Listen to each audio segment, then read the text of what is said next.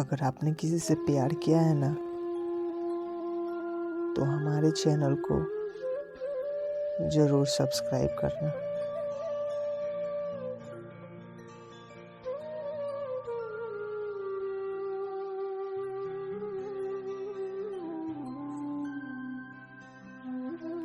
प्रेम केवल एक शब्द मात्र ही नहीं, बल्कि हमारे सकारात्मक हृदय की एक अपूर्ण भावना है। प्रेम के संबंध में हर युग में असीमिताएं कथाएं लिखी गई है। वास्तव में प्रेम किसी को प्राप्त करने का नहीं, बल्कि त्याग का नाम ही सच्चे प्रेम की परिभाषा है।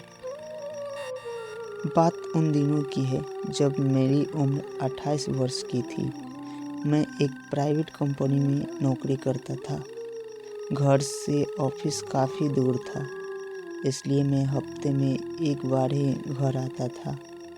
मुझे गांव में एक लड़की से प्रेम हो गया था, जिसका नाम आशा था। आशा बहुत सुंदर थी। उसकी खूबसूरती ने मेरा मन मोह लिया था। वह भी मुझसे प्रेम करती थी और हम शादी करना चाहते थे। मैंने घर पे आशा के बारे में बताया और हमारी शादी हो गई। आशा बहुत ही खूबसूरत थी, इसलिए पूरे आस पड़ोस में उसकी सुंदरता के चर्चे थे। मैं अपनी पत्नी से बेइंतहा मोहब्बत करता था। हमारा वैवाहिक जीवन हंसी खुशी से चल रहा था। एक दूसरे के प्रति प्रेम एवं विश्वास के सहारे हम अपनी ज़िंदगी में बहुत खुश थे। एक बार अचानक से आशा के चेहरे पे इन्फेक्शन हो गया। उसका इलाज चलने लगा, लेकिन उसका इन्फेक्शन फैलता गया। उसे चर्मरोग हो गया था और समय के साथ उसकी खूबसूरती घटती चली जा रही थी। आशा की यह हालत मुझसे देखी नहीं जा रही थी, परंतु मैंने आशा को यह कभी एहसास नहीं होने दिया और अपने विश्वास को टूटने नहीं दिया। पहले की भांति मैं काम पर जाता और हफ्ते बाद वापस आता। एक बार जब मैं शहर से वापस आ रहा था तो मेरा एक्सीडेंट हो गया। मेरे सर और चेहरे पे अत्यधिक चोटें आई थी, जिसके कारण मेरे दोनों आंखों की रोशनी जाती रही और मैं हर पल अब आशा के साथ ही गुजारने लगा। खैर, हमारा वैवाहिक जीवन यूं ही चलता रहा। मेरी पत्नी की खूबसूरती दिन प्रतिदिन घटती जा रही थी। अंधा होने के कारण मैं इस बात से बिल्कुल बेखबर सा था, इसलिए मेरी ज़िंदगी पर इस बात का कोई असर नहीं हुआ। हम पहले की तरह ही एक दूसरे को चाहते थे और ख्याल भी रखते थे, परंतु नियति को कुछ और ही मंजूर था।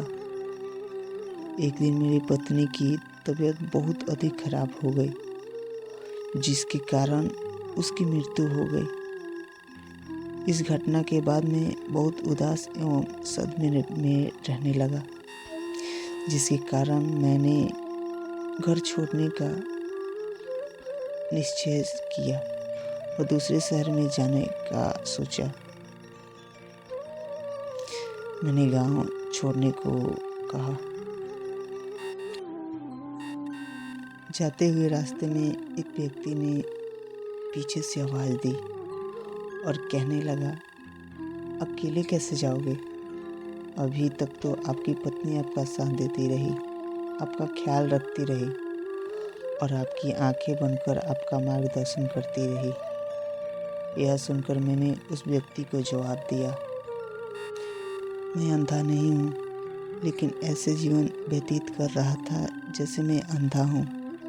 क्योंकि अगर उसे यह पता होता कि मैं उसकी बदसूरती देख सकता हूँ, तो यह एहसास उसे उसकी बीमारी से अधिक तकलीफ देता। इसलिए मैंने अंधा होने का नाटक किया। वो बहुत अच्छी पत्नी थी, बस उसे मैं खुश देखना चाहता था। आंखें होते हुए भी मैंने जीवन के किसी भी रंग को महसूस नहीं किया और संपूर्ण जीवन उसके असीमित प्रेम पर समर्पित कर दिया। हेलो दोस्तों, ये कहानी आप सबको कैसे लगी हमें कमेंट करके ज़रूर बताइएगा और अपने दोस्तों के पास भी शेयर कीजिएगा। और आप पहली बार इस चैनल पे आए हैं तो प्लीज़ हमारे चैनल को सब्सक्राइब ज़रूर कीजिएगा। अगर आपके पास भी कुछ स्टोरी है तो आप उसे लिखिए और आप मुझे इंस्टाग्राम पर मैसेज कीजिए। मैं उस पर वीडियो बनाने की ज़रूर कोशिश करूँगा। तब तक के लिए बाय, लव यू।